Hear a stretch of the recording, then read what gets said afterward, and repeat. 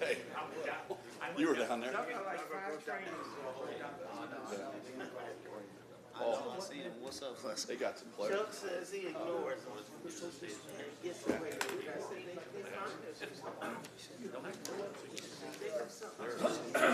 For SHG Saturday. The whole, the right side of the Georgia line.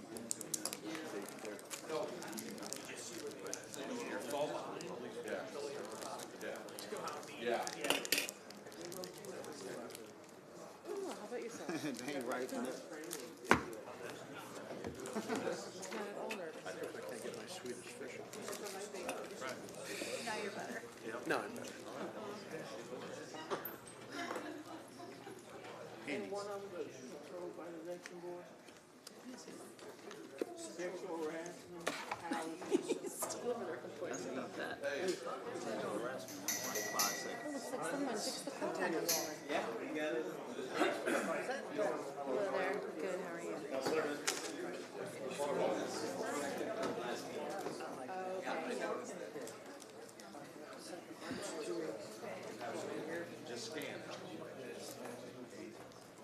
Good evening. You got the clock on the wall fixed, it looks like? That's just a cafe latte.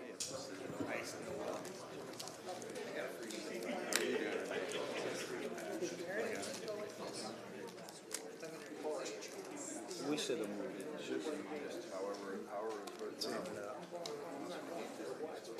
Well, we do try to have access on the side.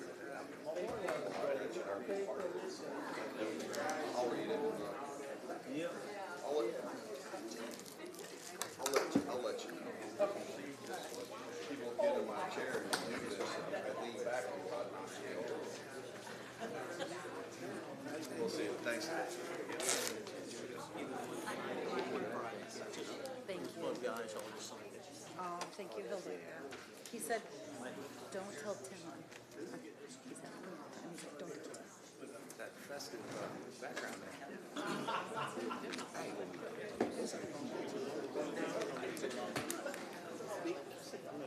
Yeah, but maybe he's speaking. Oh, boy, speaking. Oh.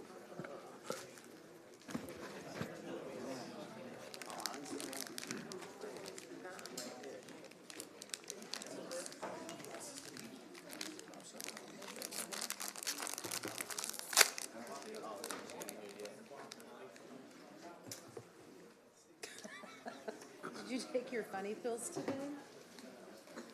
Yeah, something.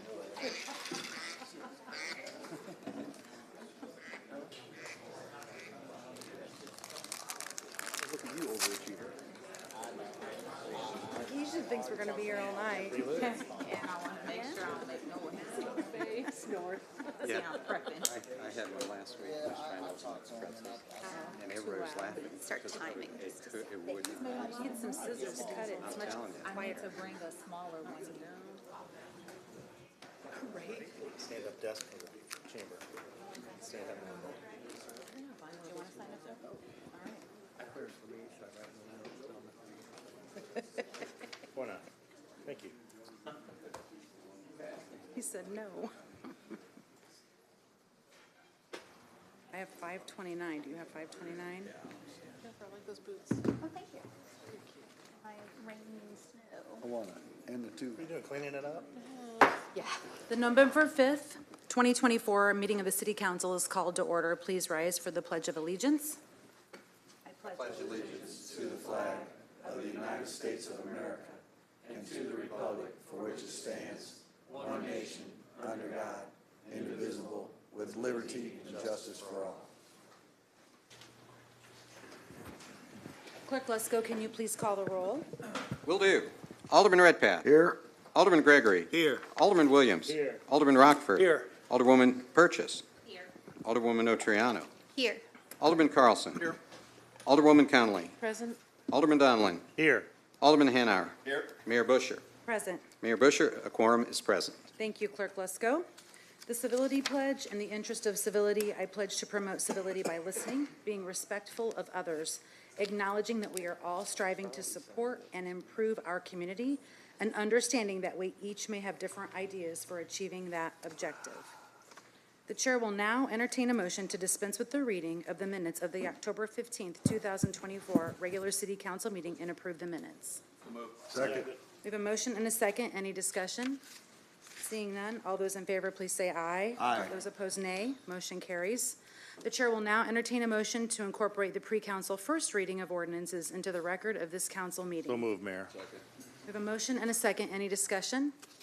Seeing none, all those in favor, please say aye. Aye. Those opposed, nay. The motion carries. The next item on the agenda is the consent agenda. The chair will entertain a motion to incorporate the pre-council reading of the consent agenda into the record of this council meeting. So move, Mayor. Second. We have a motion and a second. Any discussion? Seeing none, all those in favor of the motion, please say aye. Aye. Those opposed, nay. The motion carries. The chair will now entertain a motion to place the consent agenda on final passage. Second. We have a motion and a second, and for discussion, we have a speaker. Did you need, oh, sorry. Okay. We have a speaker who signed up to speak on this ordinance. Is Charles Williams in the crowd? What ordinance? 2024, I'm sorry, it's on the consent agenda, 2024-439. Is Charles Williams here? I don't see him in the crowd, Mayor. Okay, just making sure. Thank you, Alderman. Thank you. So that we had a motion and a second for the consent agenda. Seeing that this speaker is not here, the voting will now be open. All those in favor of the motion, please vote yes. All those opposed, please vote no. Yeah, yes. And the motion passes with 10 voting yes, none voting no. Agenda items 2024-178, 2024-239, and 2024-333 remain tabled or in committee. Any action from the council on these? Seeing none, we will move forward. The next item on the agenda is item number 2024-425, an ordinance accepting proposal number UE 25-22 with Foresight Coal Sales LLC for the purchase of coal in an amount not to exceed $85,625,000 for a 4-year term for the Office of Public Utilities. The chair will entertain a motion to place agenda number 2024-425 on final passage. So move. We have a motion and a second. Any discussion from the council? Alderman Gregory, did you have something you wanted to say? Yeah, I was just gonna say, I think there's maybe a speaker signed up to speak towards it, if we wanna get it out the way Have now. one on this ordinance. Okay. Did you have one on this ordinance, Clerk Lesko? I think we did. I didn't have one on this ordinance. So, A lady just walked in. pardon me. A lady just walked in and raised her hand. What's your name, ma'am? Ann Logue.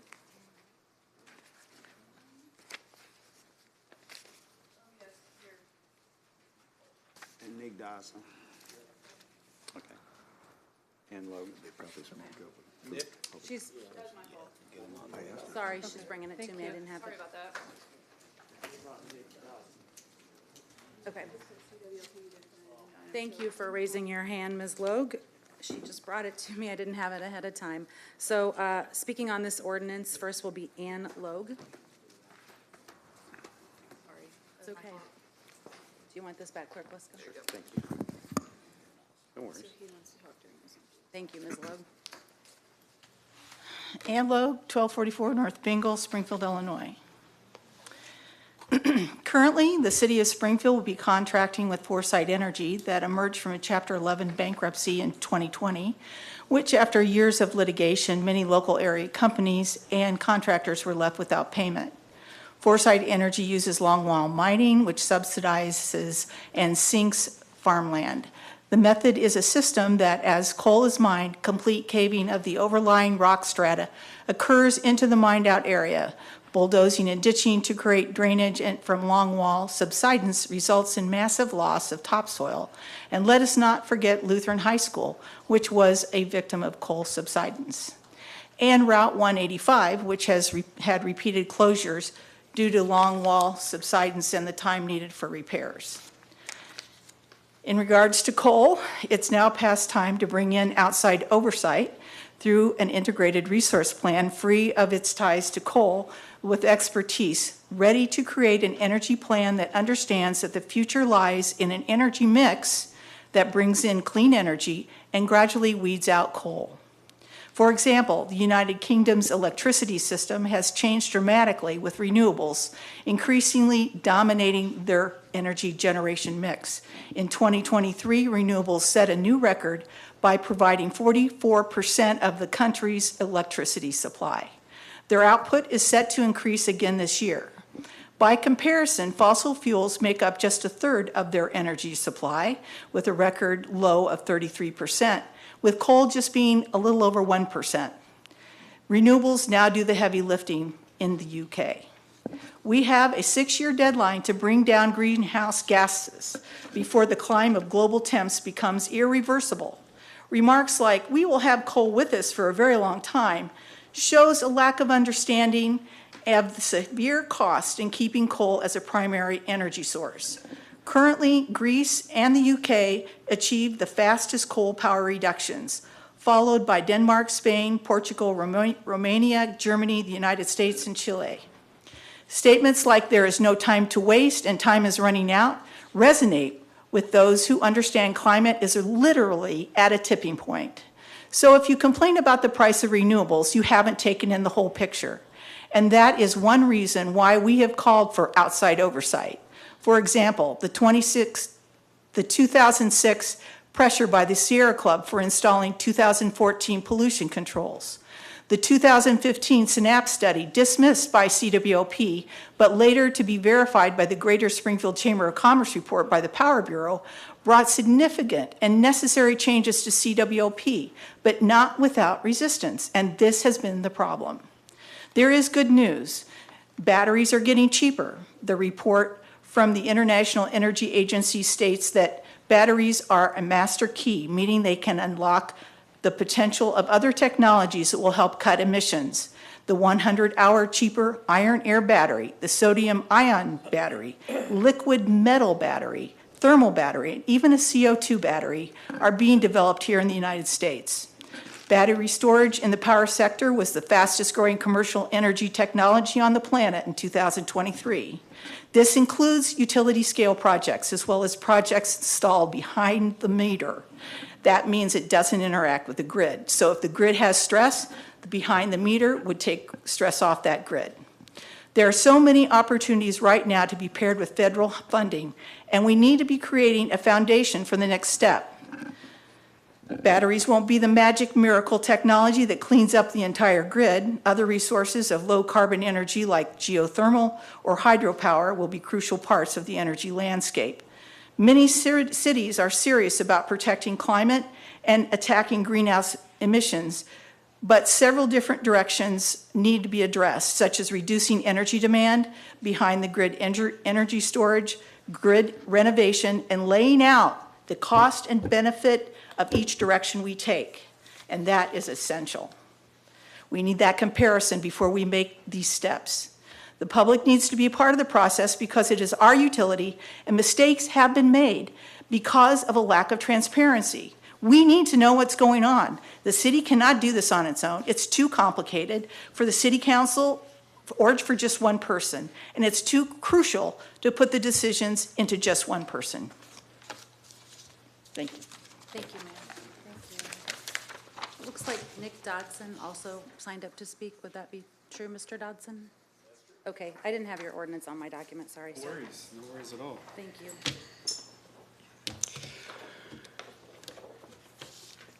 Good evening, City Council members. My name is Nick Dodson. I'm a resident of Ward 8 and a ratepayer and one of the many invested community members who essentially own CWLP.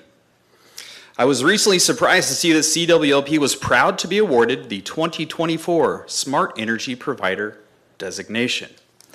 What stood out to me and surprised me the most was that CWLP's application scored highly due to completing an integrated resource plan, which paved the way for a closure of 3 coal-fired units and initiated a shift toward cleaner energy. Now let's pause for a second. That last point. CWLP earned this award in part based on participating in an IRP. Does that sound familiar to anyone here? This IRP is exactly what the community members have been requesting for over a year now. People have been coming to City Council, talking to the leadership, CWLP leadership, dedicating their time to advocate for another updated IRP. Our community has organized, written letters, and educated neighbors about the necessity of this process, yet time and time again we're told that an updated IRP is unnecessary or a waste of money. Here is the cognitive dissonance that we as your constituents are struggling with. On one hand, CWLP says we don't need another IRP, while on the other, it accepts awards and accolades for conducting an IRP as though it's a mark of good stewardship. How can something be essential enough to earn national recognition and so unnecessary that the community demands for it are dismissed? Let's also remember that the last IRP saved CWLP and ratepayers tens of millions of dollars over the last 5 years. As reported by the State Journal Register, quote, if CWLP was in the private sector, it would be out of business. They are pushing their losses onto the customers. This study found that CWLP had passed through $40 million in above-market costs to its customers. If an IRP offers such clear financial benefits, why is it missing from the priorities of this council and CWLP leadership? Ignoring the potential benefits of a new IRP seems at best disingenuous and at worst deceptive. With all this being said, myself and several other community members are coming together and collecting names of your constituents that want exactly this, another IRP. We are already up to 390 names after just a few weeks of collecting signatures. I'm going to repeat that again. We have 390 constituents that agree so far in 2 weeks. For anyone watching at home, please use the QR code right here. Add your name. It takes just a few seconds to sign this petition. A portion of the petition reads as follows, quote, as concerned residents and CWLP ratepayers, we urge our municipal utility to undertake an energy planning process, an updated integrated resource plan. This should include robust public engagement, consultation with independent energy experts, and an evaluation of the most cost-effective, equitable pathway for Springfield to transition beyond coal. We call on the Springfield City Council to act by passing an ordinance in 2024 requiring this essential planning process to be included in the next budget with completion by 2025. This is a call to action, not only for CWLP, but also for the council. Our community is asking for leadership, transparency, and a deliberate plan to transition into renewable energy. Thank you. Thank you, sir. That being said, the voting will now be open. All those in favor of the motion, please vote yes. All those opposed, please vote no.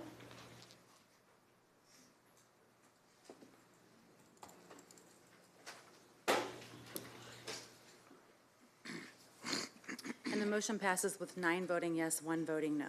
The next item on the agenda is item number 2024-427, an ordinance authorizing execution of an annexation agreement between the City of Springfield, Illinois, and Shanta Tool for the property located at 1455 New City Road for the Office of Public Works. The chair will entertain a motion to hold a public hearing regarding agenda number 2024-427. So moved. Second. We have a motion and a second. Any discussion on the public hearing? Seeing none, all those in favor of the motion, please say aye. Aye. Those opposed, nay. The motion carries. The public hearing is now open. Does anyone in the chambers wish to address the council regarding the annexation agreement?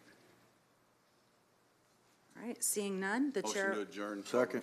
We have a motion and a second to reconvene the regular meeting of the city council. All those in favor, please say aye. Aye. Those opposed, nay. The ayes have it. The chair will now entertain a motion to place agenda number 2024-427 on final passage. So moved. Second. We have a motion and a second. Any discussion on the annexation ordinance? Seeing none, the voting will now be open. All those in favor of the motion, please vote yes. All those opposed, please vote no. And the motion passes with 11 voting yes and none voting no. The next item on the agenda is item number 2024-433, an ordinance approving the appointment of Chris Terry to the Lincoln Library Board of Trustees. The chair will entertain a motion to place agenda number 2024-433 on final passage. So moved. We have a motion and a second. Any discussion? Seeing none, all those in favor of the motion, please vote yes. All those opposed, please vote no. No problem. and the motion passes with 10 voting yes, none voting no. The next item on the agenda is item number 2024-435, an ordinance authorizing an agreement in the amount of $178,980 with E.B. Howard Consulting to provide technical and professional assistance services for grant agreement ED 240IE0G0083 from the U.S. Economic Development Administration for the Office of Planning and Economic Development. The chair will entertain a motion to place agenda item number 2024-435 on final passage. So move. We have a motion and a second. Any discussion on this item? Seeing none, the voting will now be open. All those in favor of the motion, please vote yes. All those opposed, please vote no. And the motion passes with 10 voting yes, none voting no. Is there any unfinished business from the council to bring forward? Yes, ma'am. Alderman Williams. Yes, so, my question is, we know the weather's changing, and, last year this time, we had the Salvation Army that took in most of the folks that are still out on the streets right now. And they served that purpose temporarily to get us through the bad weather. So as the bad weather arrives, and I realized that the organizations came and they told us what they were doing, and for those who wanted to participate or willing to participate, but for those who can't participate because of the rules, my understanding, and someone can correct me, is Helping Hands was supposed to take the place of the temporary shelter, low barrier, that we do every year. But the rules are preventing certain individuals from getting in. And I know you said you was going to get with the stakeholders, but we really need a plan where, in my mind, we should be designating an area where these folks can have everything from some form of a shelter, if it ain't a empty building or something, at least something over their heads so that the rain and snow doesn't get on them, but also so that there's porta potties maybe, things like that. I mean, any way this council can help, we should be helping, because the weather, we don't know what it's going to do, but we already been knowing it was coming, and it's pretty much November now, and it's here now. So I'm just asking, what's the plan, or what is going to be the plan? I'm happy to talk to Josh Sabo about that. I had a meeting with him last Monday, but we did not cover the Okay, subject. So. because he'll tell you all the things they're doing, and that's great. It's good stuff, but he won't address the street homeless, the people that can't go in there because of sex offenses, because of addictions and other things that low barrier type folks have. And my thing is, they're still human, they're still out there, and we can do some minimum things. So instead of using the restroom outside and that kind of stuff, this city can provide some form of porta potties or something. It would be nice if our police or our law enforcement would keep them safe by maybe monitoring it or going. We did it a few years back at our tent city that was across from Salvation Army and it might have been Ward 5 though, that it was in, 2 or 5. But our police went through there, they monitored it, and it was organized, and we got through those months pretty much. So I'm just asking for a plan, because it seems we don't plan on the city council, whether we talking about homeless, whether we talking about the IRP, anything. So if we can come up with a plan with Josh, I appreciate it. He's the one that gets the money from the city, the county, and the township. So they should be able to do something. That's all I'm asking, Follow Mayor. up with you, Alderman, and the Thank rest you. of the elders as well. Yes, sir. Thank you. Is there any other unfinished business from the horseshoe? Seeing none, we're on to new business. I would like to make a suggestion for the council. You are scheduled to have a committee of the whole meeting on December 31st. And I was going to suggest maybe you move that up to Monday, December 23rd. I don't know how you feel about that. So moved. There's a motion from Alderman Gregory. Can I get a second? I have a second from Alderman Donlin. So the motion and the second is to move the 12/31/2024 Committee of the Whole meeting to 12/23/2024. All those in favor, please say aye. Aye. Opposed, nay. Motion carries. Thank you. That was something I noticed on the calendar, so. Any other new business? I'm sorry, Mayor, did you say the 23rd or the 24th? Monday, the 23rd. Monday, The the 20 24th, the city is closed, ma'am. Oh. So that would be a Right, because bad that would day to do also that. be, yep. That would not be a good day. I'm not looking at my holidays yet. Thank you, Mayor. No problem. That's usually the week you would have off, but Alderman Carlson, is your Sorry, button yeah, not working? thank you, Mayor. And I don't know if it's the Chief Scarlett or not, but Chief, a couple of constituents asked me to ask, was there a death or something on Fifth and North Grand or near there a couple nights ago, or? There was an individual that passed away of natural causes at Fifth and North Grand, yes. Okay, It's working. thanks. Anything else, Alderman? All right. Seeing none, then we're going to move on to citizens who signed up in advance to address the council. And I'm just making sure that he didn't come in. Charles Williams still, we're okay there? Yeah, he's good. Okay, just making sure. Yeah, no problem. Looks like Robert Frazier has signed up to speak.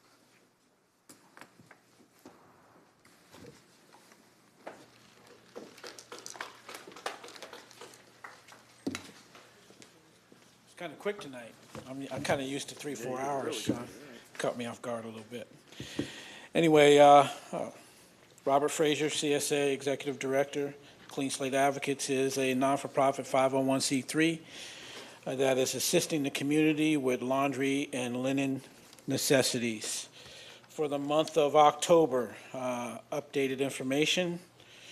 Actually, since we're in November now, just got those numbers out.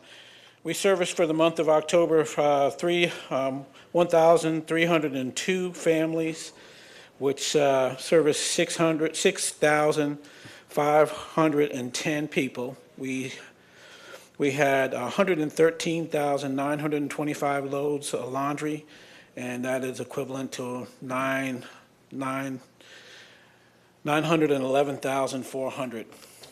And the beat goes on, guys. We're increasing almost every day. We've got a lot of information out there where people are utilizing the program. And we still doing it with no assistance from a lot of places. And so we're just reaching out. We like to update the horseshoe about what's going on out in the community, and still looking for any resources that we can get some assistance with and to continue the program. Thank you. Thank you, Mr. Frazier. Thank you very much. The next person signed up to speak would be Minister Gary Pierce.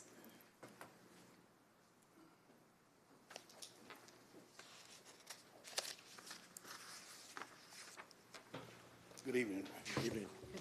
I want to pass these out, and then I'll address it. Nicole as we will go. come down and get him for you, Mr. Pierce. Yeah, pass these. I hope I made enough copies for everybody. Hold on a minute.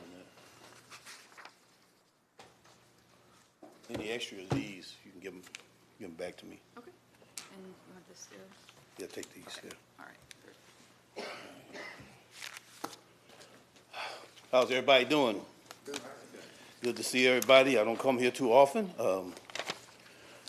I would like to refer to Matthew chapter 7, verse 16. You will know them by their fruits. That can mean anything. I like to look at it as myself and my family as my fruit.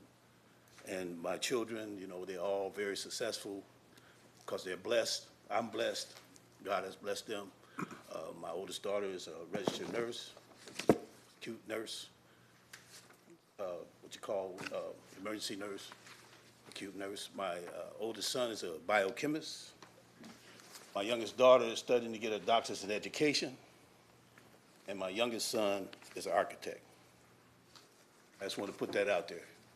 You know, that's what that means. It means a lot of things to other ministers, but that's what it means to me. You can tell by that fruit. That could even be in your congregation. I'm going to try to stay within my 5 minutes. I feel bad for you all. I've been watching you all. I watch y'all every week. Thank you. Y'all getting beat up on by some of the citizens that have been addressing the council. I feel sorry for you on that end.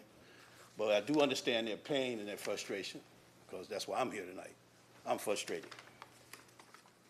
The printouts I gave you are some of the ideas that I put out there in the community, but unfortunately I haven't been included in them. I've been invited to the table, so I'm apparently on the menu. And I just wanted to let everybody know, this is very frustrating to me. I didn't tell everybody where I reside. I reside in Woodside Township. I'm not really in the city, which I don't understand that. But because of this frustration, I've kind of closed myself up, and I don't share my ideas anymore because it always seems like I'm left out of them. If you look through that, I explain that to you. Our ministry's been in existence here since I moved to Springfield back in 2001. I've serviced the homeless, and now I have what I call outreach services where my wife and I are using our credentials and our talents and our education and the skills that we have to try to help the community. I've been there I've been on 11th Street for about 3 years. I've spoke to Val, told her what I was doing over there. I spoke to Chief Scarlett. I spoke to Deputy Chief Stunkel and told them I wanted to be a partner. And that's what I'm coming to you tonight, to be a partner. I want to be a partner with the city on what we're trying to do. We got all these problems going on in the city, which, if you all don't remember, I told you it was going to happen when it comes to the drug problem. We already had a problem. It's getting worse, okay? And that's what I do. I'm a drug and alcohol counselor. And once again, my wife is a certified, licensed special ed teacher. She taught in the district, and now she's retired. And like I said, we want to give these skills to the community. What I'm seeking is unrestricted funds, non-matching funds, and donations. That's what I'm strictly working on. I'm not coming to the city tonight for anything but to be grandfathered in so I can seek those funds. Because I live in the township, I'm not really in the city, and I already talked to Val, and there's no way they can help me with some of the things I need done with my building. I went to the Park District, tried to partner with them 3 years ago, as you can see there. And I told them, well, okay, if you don't want to partner with me, then I'll do it on my own. They had their park, and they wouldn't say, you can't, I guess the guy over there, I forgot his name, told me I couldn't use their parks. But God has blessed me with enough room where I can have my own park. No claps, huh? God is good. So basically, I just would like for our ministry to get God grandfathered in so we can help the community more than we have been in the past, and more so going into the future. We have a lot of problems out there. My wife, once again, is offering her educational skills, and my younger daughter, who's studying to be a doctor, get her doctor's in education, would like to offer her skills as well. Now, I know that there are other people out there offering the same services, but mines are different. The reason mines are different is because I'm utilizing the Holy Bible. Everything I do will be holistic and based on the Bible. And if anybody don't want to hear that, then they need to just go down the street. But that's how I'm going to do it, because that's what worked for me. You cannot help other people unless you have that personal experience. And I have personal experience of my own, and I also have good parenting skills, and I have a functional home, regardless of what anybody say. I'm not perfect, no. Never have been. Nobody is. Mr. Pierce? Yes. Time is up. Okay. Any questions? Thank you, sir. Thank you for All right. coming in. The next person signed up to speak is Ken Pasha.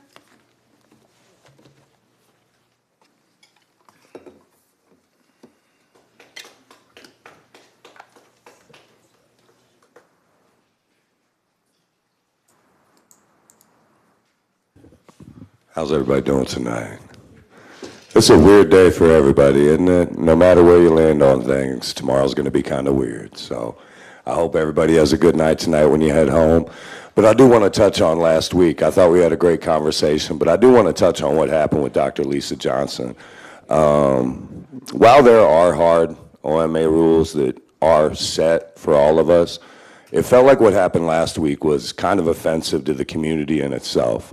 I had a lot of people reach out to me, and I'm sure Dr. Lisa had a lot of people reach out to her as well about what happened. Not only was it disrespectful, it was kind of threatening. It actually made some citizens reach out to me as to whether or not it was safe to come to speak at City Council if they may face possible police involvement for the things that they may say.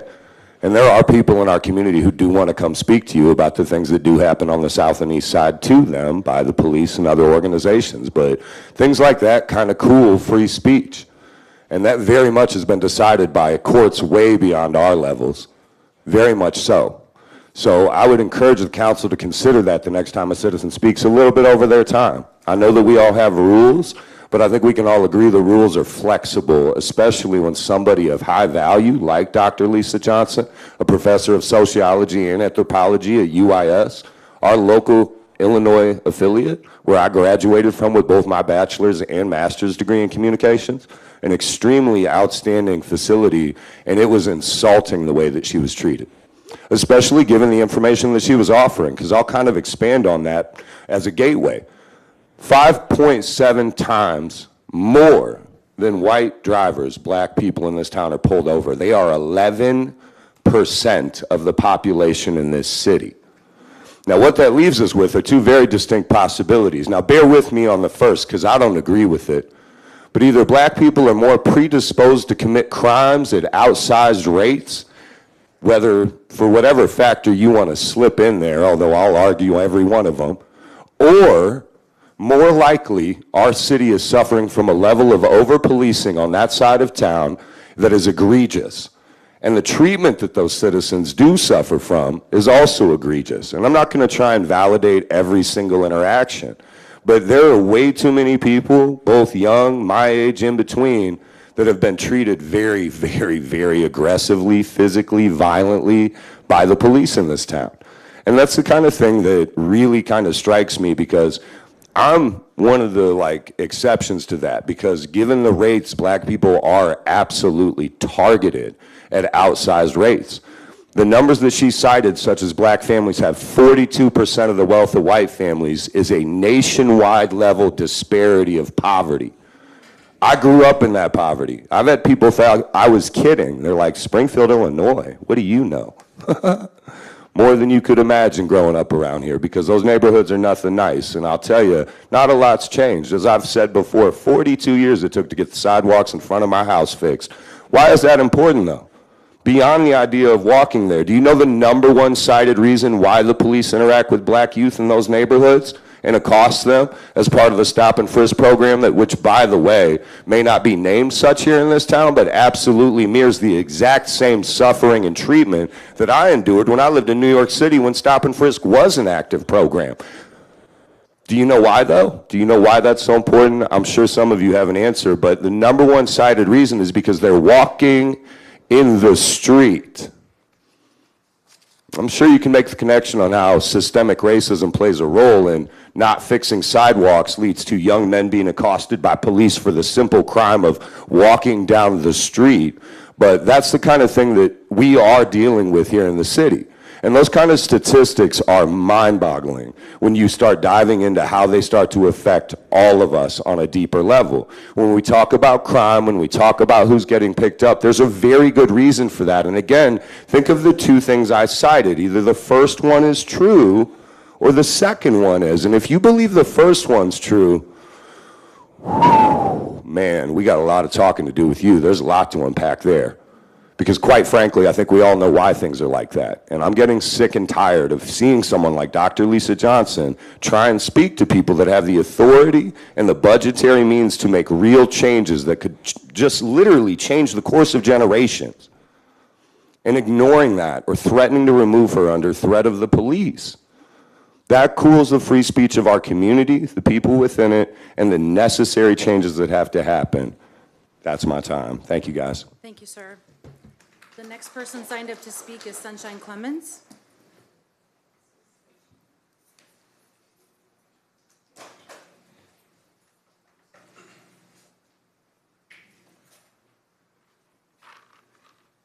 Read this so that I can stay within my time.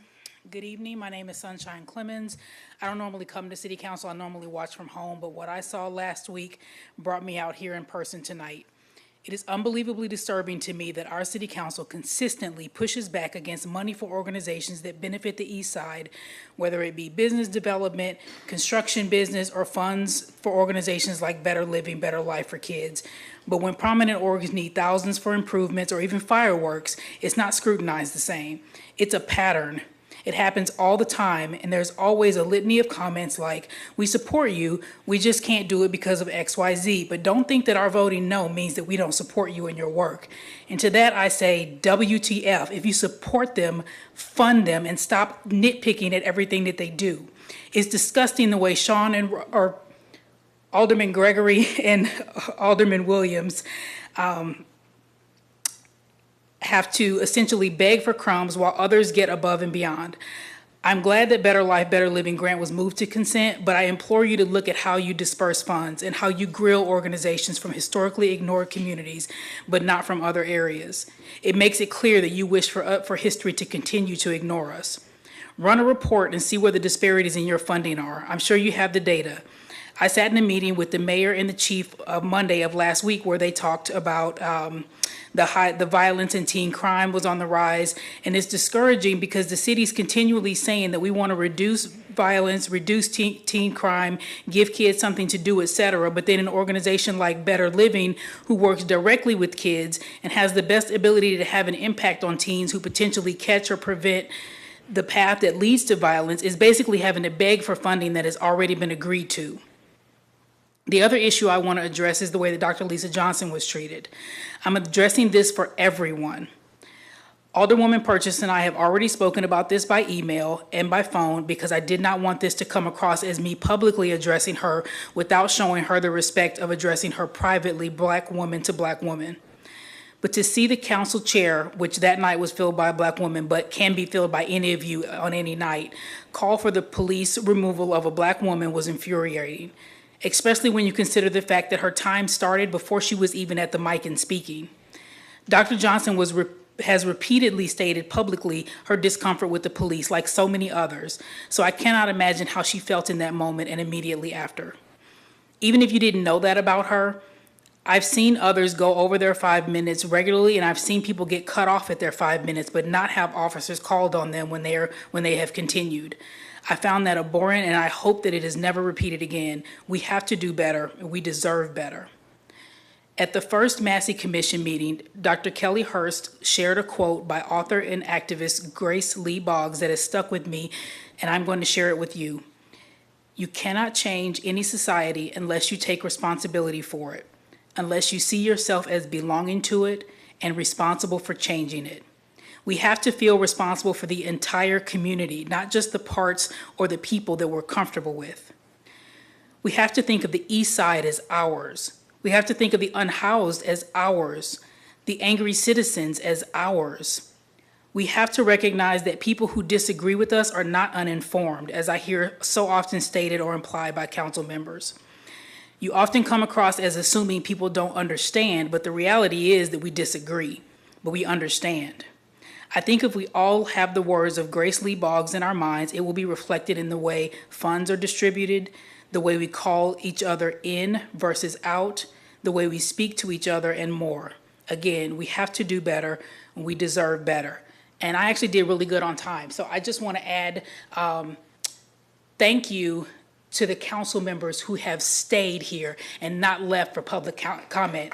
I feel like that is part of your job, and I don't normally thank people for things that are just a part of their job, but it is very apparent by the actions of some of the council members that you don't have to stay here and you can leave early. So for the 8 of you that have been staying here, even though a lot of the comment, has been difficult to take, I want to say thank you to those who have stayed and listened and received what has been said by the community. Thank you very much. The next person signed up to speak is Caitlin Weiss. I'll see you later. Bye. Have a good night.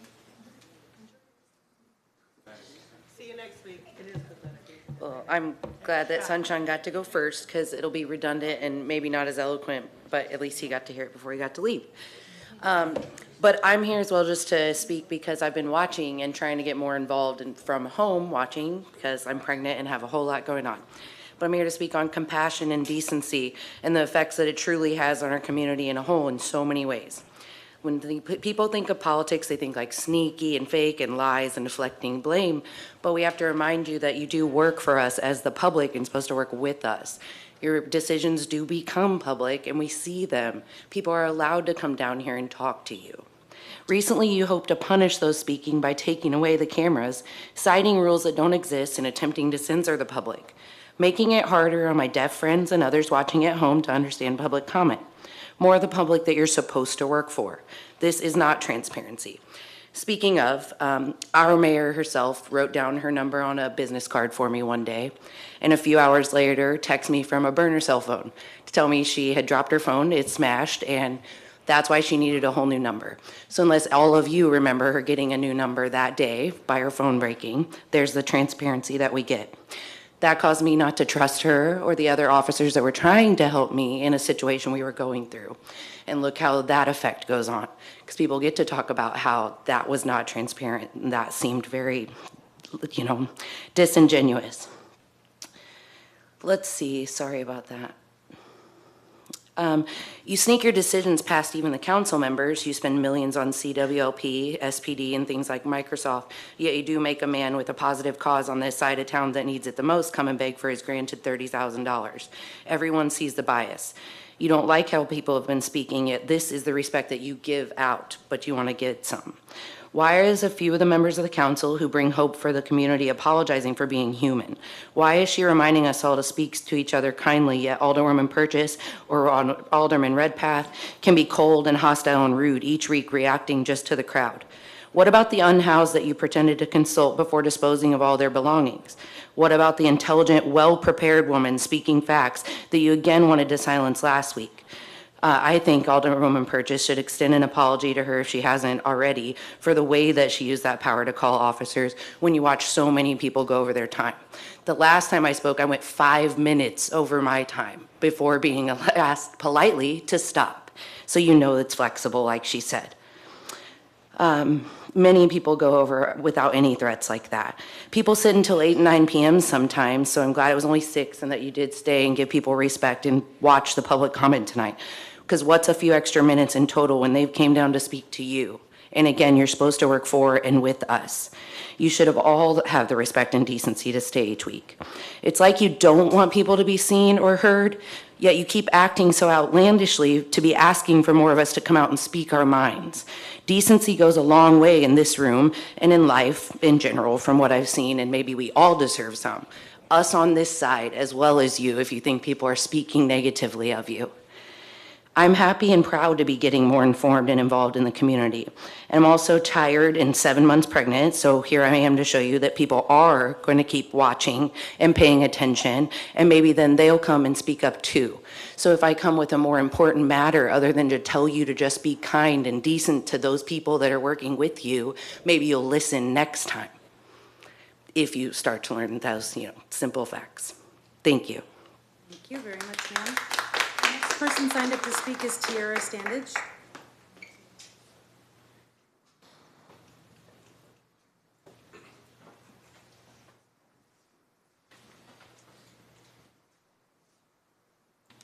Hello. I just came today to express my peer disgust at last week's Committee of the Whole meeting.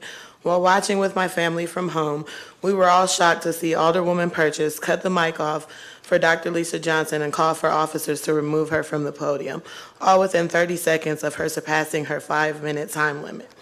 The information that Dr. Lisa came to share was information that was gathered by the ACLU that finds that Black people are 5.7 times more likely to be stopped by police officers than our white neighbors. I was supposed to be a part of the presentation that the ACLU put together for the police department and the mayor. However, Chief Scarlett deemed it inappropriate for me to attend. I would think that Alderwoman Purchase would be eager for the horseshoe to hear this information. Instead, she called for officers to remove a highly respected and educated Black woman from speaking the truth. I have never witnessed anything more power drunk and tone deaf at a city council meeting. Our city is still mourning the loss of Saya Massey, a Black woman killed by former Sangamon County Deputy Sean Grayson. So to see another Black woman do that to another Black woman in our community is very concerning to me, to say the least. Do better. Black women need to stick together. Our Black community needs to stick together. We are trying to protect our women, uplift our men, and save our youth. Please stop making it almost impossible for the organizations like Better Life, Better Living for Kids to obtain funding to do these exact things in our community. Our babies are dying. Help us help them. Show the young Black children in our community that their lives do matter. Thank you. Thank you, ma'am. The next person signed up to speak is Zachary Moore.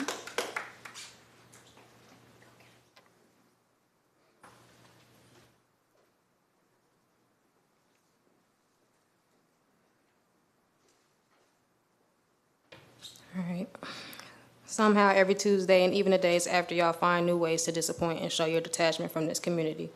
If you truly listen to us, you will often hear us reiterate our expectations of y'all to practice uniformity and unity.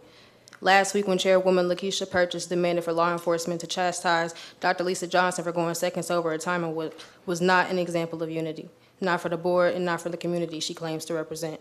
It was instead an example of how little respect you have for this community and how easy it is to abuse that power. In times like these, it's detrimental to have representation in places of power who manipulate that authority instead of listening to the needs directly from the community when real tragedies are happening in this city to our people. Strong Black representation is important, and we need it here. Thank you. Thank you, ma'am. The next person signed up to speak is Robert Williams. Is Robert Williams here? No? The next person signed up to speak is Dr. Lisa Johnson.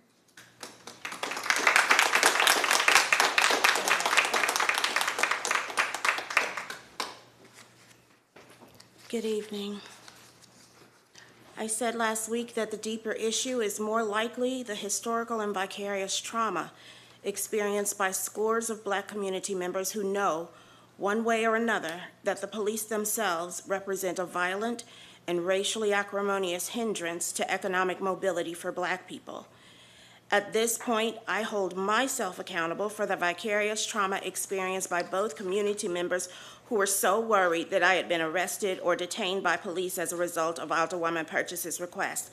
I was the one who spoke past my time. I also refused to stop talking when asked by the chair at the time. But as many citizens have already stated, I am not responsible for other people's reactions to my actions, so I cannot be held accountable for the Alderwoman's behavior. I will leave her to explain that. I received so many phone calls, emails, and text messages from concerned citizens over, I wrote here 3 days, but I still was receiving phone calls last night.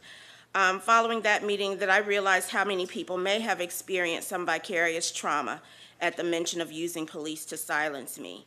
I realized that I could also be heard from the outside of the chambers when I laughed at the idea that a Black woman had called the police on me. Yes, I was laughing, but this scared people even more who assumed that I was actually being arrested. It is not my intention to further traumatize people who already are so aware of police brutality and strong-arm tactics. I teach about trauma.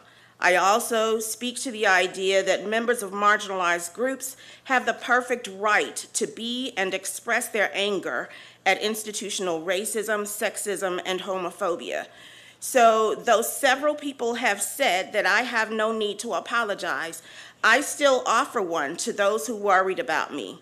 For the rest, I simply acknowledge accountability. This is all that I ever want from the police and other racially biased entities. So I cannot ask for something I am not willing to give. Thank you, ma'am. Next signed up to speak is Salem King.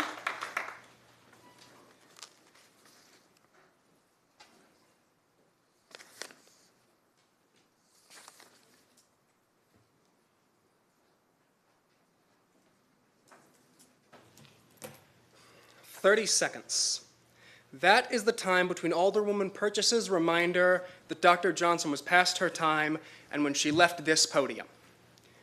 10 seconds was the time between that very same reminder and Alderwoman Purchase's request for law enforcement.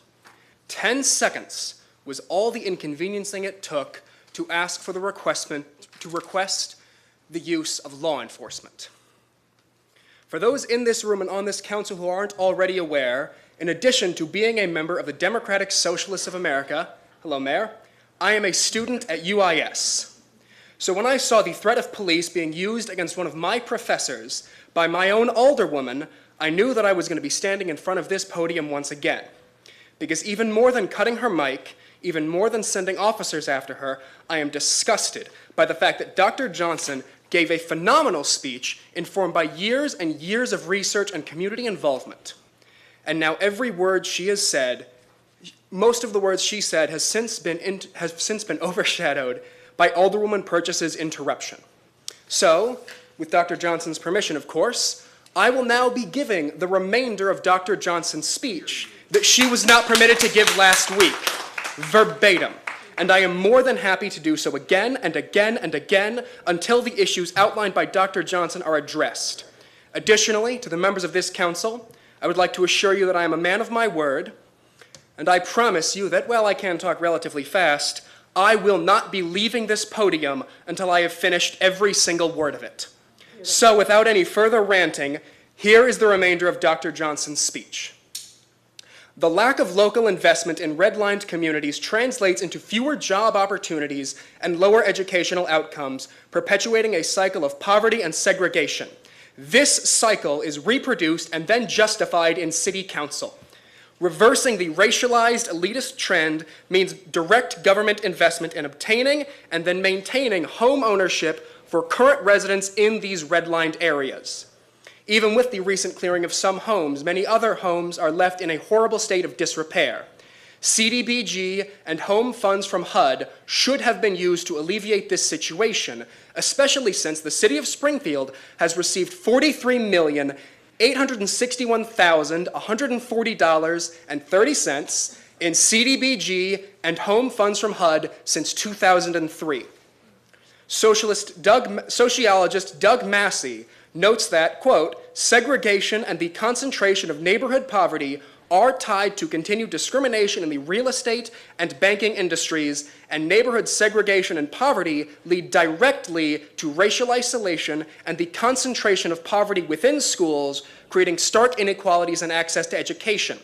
The city of Springfield's refusal to invest in wards 2 and 3 affects the 186 school district's inability to get the racial segregation consent decree lifted that was placed on them by the Illinois Supreme Court all the way back in 1976. The city of Springfield has not invested in economic mobility on the east side. As we see from the disparaging constraints placed on black organizations last week, not to mention the fact that access to these funds was not even possible except through the same police department that stops black people at 5.7 times that of whites. Maybe if this city had invested in home ownership and repair as they should have, the 186 school district would not still be under a consent decree. And school children could read at more than a third grade level. But that decree still stands, and the neighborhoods where those children live are still in disrepair. Meanwhile, the city of Springfield treasurer gets to announce budget ledgers in the tens of millions at every single meeting. I suggest that the Springfield City Council stop worrying about the technical legality of your decisions, because we see you enacting ordinances that justify your ideology. Instead, start worrying about the lack of humanity in your decisions regarding economic mobility in redlined areas. That is what people will remember about you, and that is certainly what the socio-historical record will reflect. Thank you, sir. The next person signed up to speak is Brianna Roberts.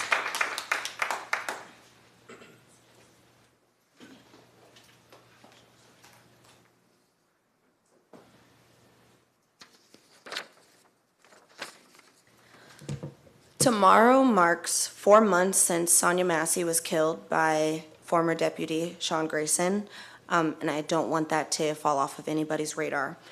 And I do want it to be noted that back in July, when her and her mother had called for mental health intervention before she was murdered, they both had requested, specifically Donna Massey had requested non-combative officers to be sent as she feared for her daughter's safety.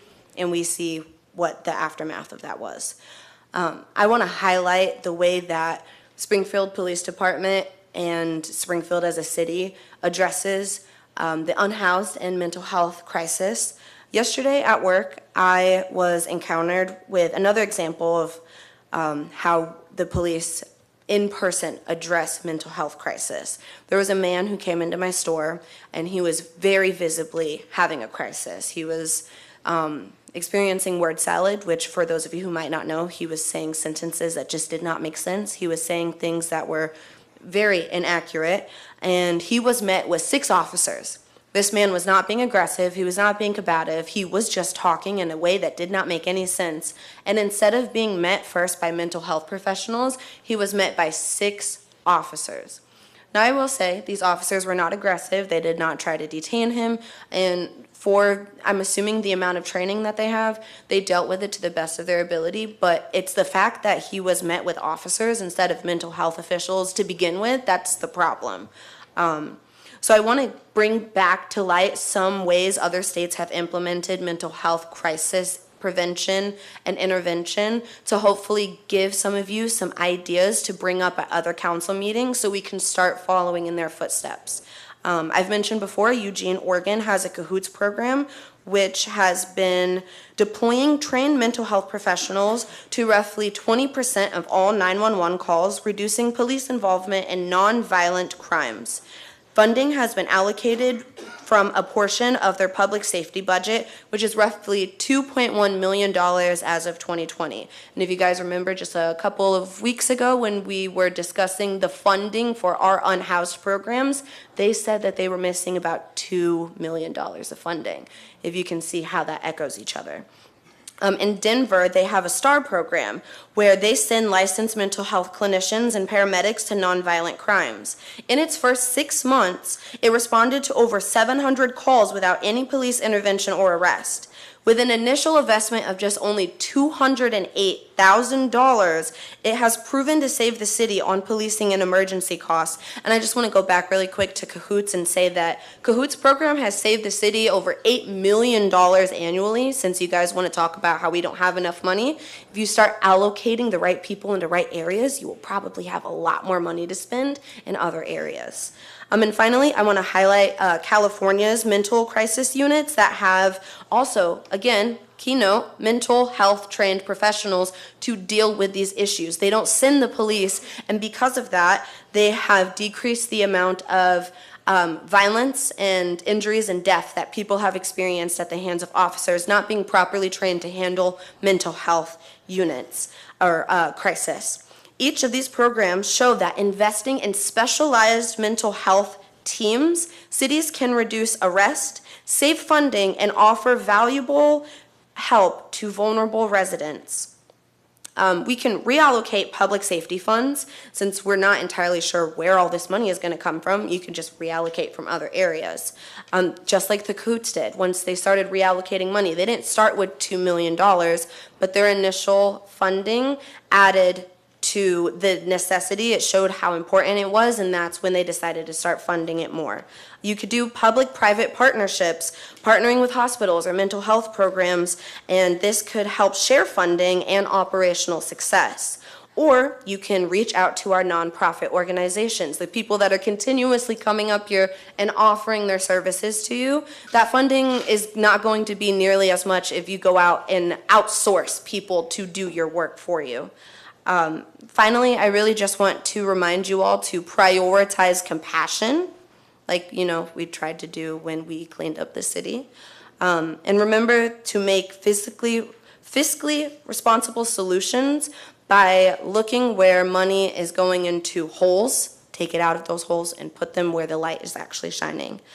It is your responsibility to take care of your most vulnerable citizens, and those are the people who can't take care of themselves. Thank you. Thank you. The next person signed up to speak is Alice Rainey, but it looks like she's not here this evening, or she might have left. So after her is James Cockrell. Is James Cockrell here? Mr. Cockrell?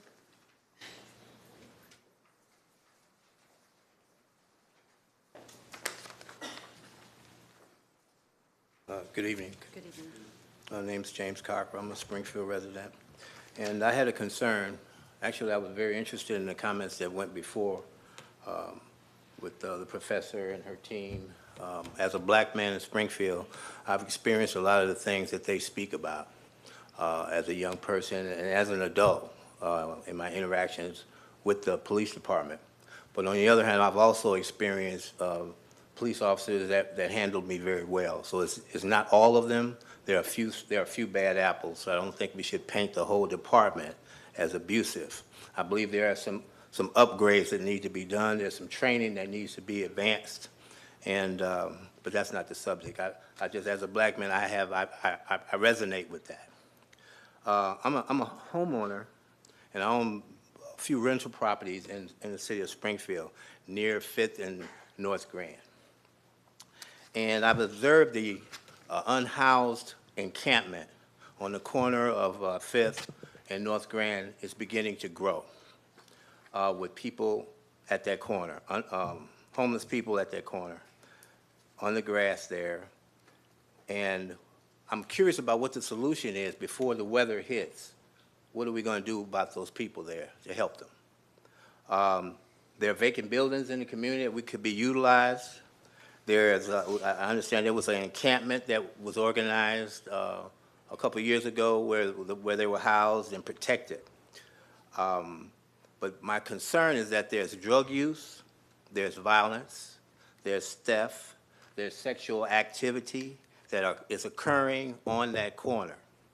And there are children that frequent that area. So when you have that type of a population, we place our citizens in danger. This is not hard to fix.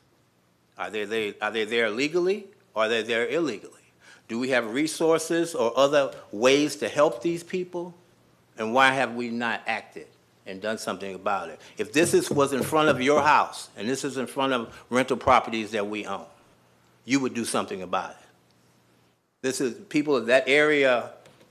We've worked to upgrade the properties. We're rehabbing properties, spending thousands of dollars to bring these properties up to code. And this is an issue that needs to be addressed for the purposes of the property owners and the purposes of the unhoused that are out there unprotected. It poured down raining the other day, and those people were still out there, and it rained, you know, it rained for 2 days here in Springfield. And something needs to be done. We have the power to do it. And we just have to have the willingness to attack it. Yes, you can treat them with respect, but they should not be there. That's an eyesore, but we need to find some way to help those people. I don't know if they have room at Helping Hands. I was there today. I'm a minister here in town as well. And I was there today and it was full. So there has to be another facility to help them. Even though they may be sex offenders or have mental issues, we have to find a way to move them and care for them. And that's why I wanted to speak out today on this issue. We need to find a way to do that. The second thing I want to address was the incident that happened with Alderman Purchase. I've worked with Alderman Purchase on many issues in Ward 5. She's always been a voice that came out, that took action, and she's just been a great person to work with in the community. Let's not let one tense moment, one incident define her whole character and whole career. It was an unfortunate incident, and I regret even watching that happen. But she has been, her whole career here, she has worked hard for the Springfield community. So let's not, she's been selfless, she's been active, she's been passionate. And I regretted to see that happen, but I think everybody in this room have had intense encounters with people in the past, and you got past it. So we need to get past that and get to solving the problems of the community, and particularly the one I just brought up. I appreciate Professor Lisa Johnson and her studies. I'd like to hear more about it, the research that she's done. I think it's important research, and that she has her support that's here. But we are a community. We need to work together to solve these problems. We shouldn't get into side fights. We're going to have some disagreements. It's normal. But we need to get past it and solve the issues. Thank you. Thank you, Mr. Cockrell. The next person signed up to speak is Lisa Cockrell. Don't want to speak? Not going to speak today. Okay, gotcha. That's all we have. Motion to adjourn. Motion and a second. All those in favor say aye. Aye. Opposed, nay. Motion carries. We are adjourned. Gary, do you want this back? Okay. If you want it, I read it already. All right. Oh, you just got it?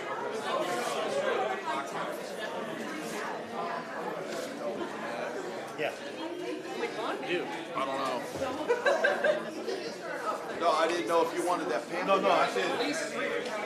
Yeah, he's good. I've already wrote Jody. I